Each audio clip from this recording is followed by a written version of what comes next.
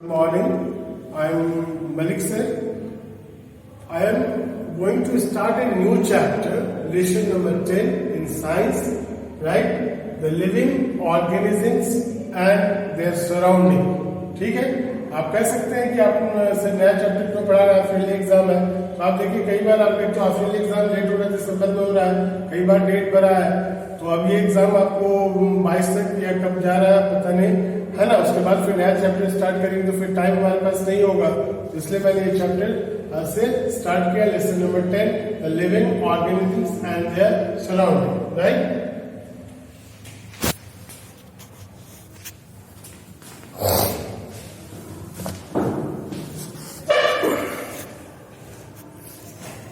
The living organisms and their surrounding, right. तो देखिए, late exist only on. अब एक चीज बताइए, आप जानते हैं कि जो हमारा सृष्टि है, हमारा जो ब्रह्मांड है, हमारा जो यूनिवर्स है, उसमें जो बहुत सारे सोलर सिस्टम है, प्लैनेट्स हैं, है ना। तो जहाँ तक हम लोगों की जानकारी, उसमें हमारा जो सोलर सिस्टम है उसमें वो अर्थ ही है, अर्थ ही वो प्लैनेट है जहाँ पर लाइफ एग्जिस्ट करता है, ठीक है। और कोई भी अभी तक कोई ऐसी जानकारी नहीं है हमारे पास या लोगों के पास कि अर्थ के अलावा भी कहीं लाइफ एग्जिस्ट करता है। तो of course there is a wide variety of living organisms on the earth. आप जानते हैं अर्थ के ऊपर वाइड वैरायटी ऑफ ऑर्गेनिजम्स है, ह्यूमन बींग्स हैं, डिफरेंट टाइप्स ऑफ एनिमल्स हैं, बर्ड्स हैं, इंसेक्ट्स हैं, है ना। We find on snow covered mountains, life आपको स्नो कवर्ड माउंटेन्स पे भी मिलेंगे, and even in the deep ocean, ocean में काफी नीचे जाने पर भी वहाँ लाइफ है। Do you know several micro organisms live in there your body too. और आपको पता हो सकता है नहीं हो, हमारे बॉडी के अंदर भी कई सेवरल ऑर्गेनिजम्स रहते हैं, तभी तो कहते हैं ना पेट में कीड़ा हो गया, ये हो गया, है ना। तो सबसे पहले हम लोग यहाँ पर जो टॉपिक डिस्कस करेंगे वो habitat. We live in the towns and cities because places fulfil for daily needs like food, water and shelter. ठीक है, हम लोग सिटीज में या टाउन में रहते हैं, क्यों रहते हैं, है ना। इसलिए रहते हैं कि हमारे जो डेली नीड्स है, फूड का, वाटर का, शेल्टर का, इन सबको पूरा किया जा सके। तो in fact all living things whether plants and animals prefer to live in those places.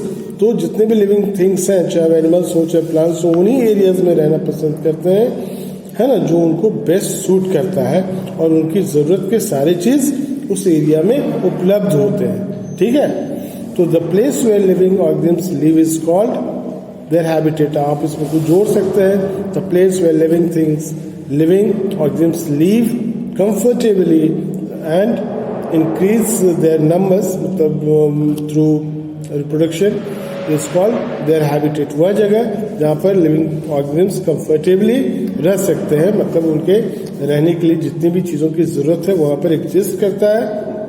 ठीक है, तो ये हैबिटेट क्या सब प्रोवाइड करता है लिविंग ऑर्गेनिजम्स को, क्या सब चाहिए, फूड चाहिए, वाटर चाहिए, एयर चाहिए, लाइट चाहिए, शेल्टर चाहिए, प्लेस चाहिए, है ना। और फॉर ब्रीडिंग के लिए, मतलब अपनी जनसंख्या को बढ़ाने के लिए, whether to the plants and animals living in it, जो उसमें रहते हैं, अपनी जनसंख्या को भी बढ़ाएंगे, अपने नंबर्स को भी बढ़ाएंगे। तो ये सारा चीज वहां पर प्रोवाइड होता है, कहाँ पर, हैबिटेट में, जहाँ पर वो रहते हैं। जैसे देखिए, the cactus plants grows and survives well in hot and dry areas of desserts. जो कैक्टस के प्लांट हैं ग्रो भी करते हैं और वहाँ पर जिंदा भी रहते हैं, सर्वाइव भी करते हैं, कहाँ पर, वेल, काफी अच्छे से, हॉट एंड ड्राई क्लाइमेट, काफी गर्मी है, सूखा है, फिर भी वहाँ पर वो रहते हैं। So the habitat of the cactus plant is the desert. इस तरह से आप कह सकते हैं कैक्टस प्लांट का जो हैबिटेट है वो कहाँ है, डेजर्ट है। The camel is adapted to survive on very little water for long period of time. Camel के बारे में पता है, आपने पढ़ा होगा पीछे। कैमल को बहुत कम पानी चाहिए, है ना, या बहुत थोड़े पानी में वो काफी लंबे समय तक जिंदा रह सकता है। So the habitat of the camel is also the desert, क्योंकि वहाँ पर पानी नहीं है, वहीं पे वो रहता है, वो कम, वहाँ पर पानी की कमी है। तो कैमल का हैबिटेट क्या कहलाएगा, desert is the habitat of camel. ठीक है, अब यहाँ पर कुछ दिया गया, लोटस का हैबिटेट क्या हुआ, पाउंड है। कोकोनट ट्री का क्या है, कोस्टल एरियाज है। रोज प्लांट का प्लेन है। फिश का समझ रहे हैं, रिवर हो सकता है, पाउंड हो सकता है, एंड सो मेनी। टाइगर का फॉरेस्ट है, स्पेरल का ट्री है। ठीक है, अब हम लोग आते हैं इन्वायरमेंट पर, है ना। इन्वायरमेंट क्या है, what is the environment. Generally हम लोग का ये वर्ड काफ़ी प्रचलन में होता है, हमारे आसपास लोग बोलते रहते हैं इन्वायरमेंट पॉल्यूट हो रहा है, ये हो रहा है, वो हो रहा है। तो देखिए इन्वायरमेंट के बारे में हम लोग पढ़ते हैं, जानकारी लेते हैं। The living organisms do not live in isolation. Living organisms चाहे कोई भी हो, ह्यूमन बींग्स हो, चाहे एक छोटा सा बच्चा खेल रहा है एकदम छोटा सा, अब वहाँ से आप हट जाइए कुछ देर के लिए तो देखिए वो बच्चा रोने लगता है। क्यों? क्यों? वो अकेले रहना पसंद उसको नहीं है। तो कोई भी लिविंग बीइंग आइसोलेशन में अलग थलग नहीं रहना चाहता। तो they obtain their food and other necessities from their surrounding. कोई भी लिविंग ऑर्गेनिम्स लाइफ प्रोसेसेस के लिए जो कुछ भी जरूरत है, फूड हो, एयर हो, वाटर हो, जो कुछ भी हो, वो कहाँ से लेता है? अपने सराउंडिंग से लेता है, अपने चारों ओर के वातावरण सराउंडिंग जो उसके चारों है जगह वहाँ से लेता है। तो all living things and non living things in the surrounding, जितने भी लिविंग थिंग्स हैं या फिर नॉन लिविंग थिंग्स हैं हमारे सराउंडिंग में, वो हमारे लाइफ के ऊपर अफेक्ट करते हैं, ऑर्गेनिजम्स के लाइफ के ऊपर अफेक्ट करते हैं। ये नहीं कि लिविंग थिंग्स करते हैं, लिविंग थिंग्स से ज्यादा नॉन लिविंग थिंग्स करते हैं। तो everything surrounding and affecting the life, everything सभी कुछ जो हमारे चारों ओर है, and affect the life of an organism, और वो ऑर्गेनिज्म्स के लाइफ को अफेक्ट करते हैं किसी न किसी रूप से, इज कॉल्ड इट्स एनवायरमेंट। तो वो उसका एनवायरमेंट कहलाएगा। ठीक है, everything surrounding and affecting the life of an organism is called its environment. Any problem नहीं? चलिए आगे देखिए। The study of relationship between living things, जो स्टडी है किसके रिलेशनशिप के बीच में? Living things and their environment. Living things और उनके एनवायरमेंट के बीच जो रिलेशनशिप है उसको हम लोग इकोलॉजी कहते हैं। ठीक है, अब now we are going to discuss about components of the environment. Environment के कंपोनेंट्स क्या सब है?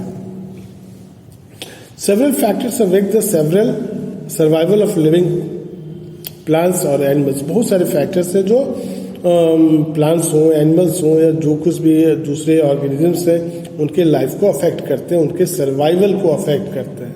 तो living things like plants, animals, human beings, micro organisms in a habitat are the biotic components of the environment. जो living component हैं environment के, है ना, चाहे कोई भी ऑर्गेनिजम्स हो, प्लांट्स हो, माइक्रो ऑर्गेनिजम्स हो, ह्यूमन बीइंग्स हो, एनिमल्स हो, बर्ड्स हो, ठीक है, तो ये क्या करते हैं? बायोटिक कंपोनेंट्स कहलाते हैं किसके? एनवायरमेंट के। और जितने भी नॉन लिविंग थिंग्स हैं लाइक सॉइल है, एयर है, वाटर है, सनलाइट है, टेम्परेचर है, विंड है ना, ये क्या करते हैं? Abiotic components of the environment बनाते हैं। और you can say these are the non living components of the environment constitute the abiotic या are called abiotic components of the environment. तो the biotic and abiotic components form the natural, और ये दोनों मिलकर natural environment create करते हैं एक organism के चारों तरफ, and they are equally very important। हाँ, क्योंकि जो लिविंग थिंग्स का एग्जिस्टेंस है या बायोटिक कंपोनेंट्स तभी एग्जिस्ट करता है जब उसके सराउंडिंग में ये बायोटिक फैक्टर है। पानी नहीं होगा, एयर नहीं होगा, लैंड नहीं होगा, तो लिविंग थिंग्स एग्जिस्ट कर सकते हैं? नहीं कर सकते हैं।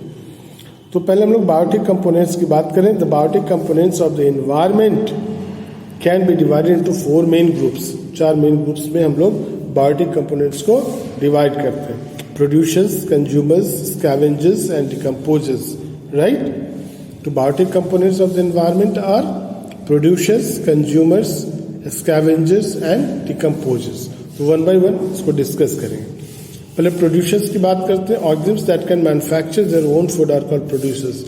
वैसे ऑर्गेनिम्स जो अपना खाना खुद से प्रोड्यूस करते हैं उनको हम लोग प्रोड्यूसर कहते हैं। ठीक है, for example green plants make their own food from carbon dioxide and water in the presence of chlorophyll and sunlight. That's why green plants are called producers. तो जो भी ऑर्गेनिम्स अपना खाना खुद से प्रिपेयर करते हैं उनको हम लोग प्रोड्यूसर कहते हैं। तो ग्रीन प्लांट्स का एक एग्जाम्पल है ना, are green plants are called producers, जिसमें वो कार्बन डाइऑक्साइड और वाटर को कंबाइन करते हैं in the presence of sunlight and chlorophyll and produce glucose and oxygen, right? तो they are called producers. Now consumers, ठीक है। Organisms that can not manufacture, सभी ऑर्गेनिम्स अपना खाना नहीं बनाते हैं, दे डिपेंड, है ना, इनडायरेक्टली और directly on plants for their food, और अपने भोजन के लिए वो डायरेक्टली सीधे तौर पर या घुमाकर वो किसी न किसी रूप से प्लांट के ऊपर डिपेंड करते हैं अपने फूड के लिए। तो ऐसे organisms, those organisms that can not manufacture their own food but consume directly और indirectly food prepared by plants are called consumers, है ना। तो जितने एनिमल्स हैं, ठीक है, सभी कंज्यूमर्स हैं। Consumers can be further, consumers को हम लोग 3 कैटेगरी में बांटते हैं, primary consumers, secondary consumers and tertiary consumers, ठीक है। तो प्राइमरी कंज्यूमर्स और हार्बीवोरस को कहते हैं, जो सबसे पहले प्लांट्स का यूज करते हैं। तो animals that eat only green plants and plants products are called herbivorous, है ना। तो हार्बीवोरस जो सिर्फ ग्रीन प्लांट्स को खाते हैं या ग्रीन प्लांट्स प्रोडक्ट्स को खाते हैं, उनको हार्बीवोरस कहते हैं, और इन्हीं को हम लोग प्राइमरी कंज्यूमर्स में लेते हैं, ठीक है। ग्रास ऊपर है, काउज है, हॉर्सेज है, रैबिट्स है, so and so many other. Secondary consumers, अब देखिए, और कार्निवोरस कहते हैं उनको, animals that eat the flesh of other animals as food, वैसे एनिमल जो दूसरे एनिमल को मारकर या मरे हुए जानवर को खाते हैं, उनके मीट को खाते हैं, फ्लैश को खाते हैं, है ना, उनको कार्निवोरस कहते हैं। तो इनको सेकेंडरी कंज्यूमर्स कहते हैं, ठीक है। स्नेक है, फ्रॉग है, लिजर्ड है, सो मेनी। और कुछ होते हैं टर्सरी कंज्यूमर्स और टॉप कार्निवोरस जो होते हैं, लार्ज जो एनिमल्स हैं लाइक लायंस, टाइगर्स, लेपर्ड्स, हैं, दैट ईट, वो सेकेंडरी कंज्यूमर को खाते हैं और प्राइमरी कंज्यूमर को भी खाते हैं, इसलिए इनको टर्सरी कंज्यूमर्स कहा जाता है और इनको टॉप कार्निवोरस भी कहते हैं, ठीक है। तो आज के लिए इतने ही, और कल फिर मैं आगे इसको कंटिन्यू करूंगा। Thank you and have a nice day.